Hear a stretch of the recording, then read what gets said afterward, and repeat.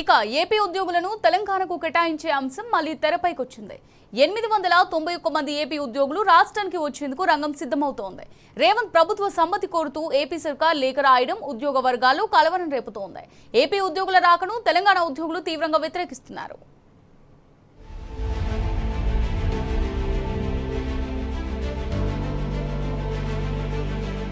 ఆంధ్రప్రదేశ్కు చెందిన ఉద్యోగులను తెలంగాణకు కేటాయించే అంశం మళ్లీ తెరపైకి వచ్చింది.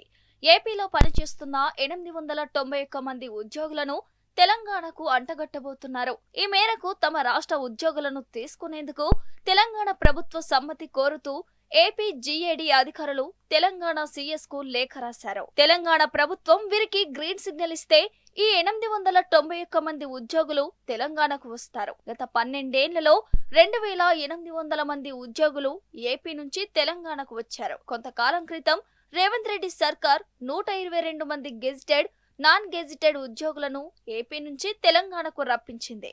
తాజాగా మరో 891కి తెలంగాణకు పంపుతామంటూ ఏపీ లేఖ రాసింది. ఏపీ ఉద్యోగుల రాకను తెలంగాణ ఉద్యోగులు తీవ్రంగా వ్యతిరేకిస్తున్నారు.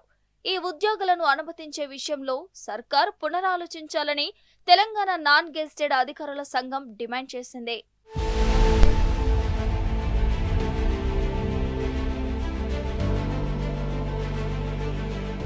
ఆంధ్రప్రదేశ్ నుంచి తెలంగాణకు వచ్చే వారికి రెడ్ కార్పెట్ పరుస్తున్న సర్కార్ తెలంగాణ నుంచి ఏపీకి వెళ్తామన్న వారి విషయంలో మాత్రం మీనమేషాలు లెక్కిస్తోంది.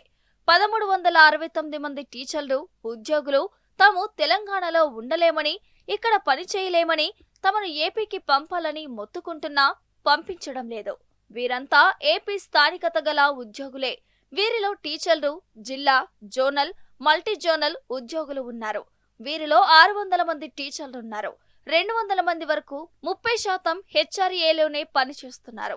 1369 మందిని ఏపీకి పంపిస్తే జీతాలు హెచ్ఆర్ఏ మిగులుతుందని, అయినా సర్కార్ ఈ విషయాన్ని పట్టించుకోవడం లేదని నాన్ లోకల్ టీచర్స్ అసోసియేషన్ల నేతలు వాపోతున్నారు.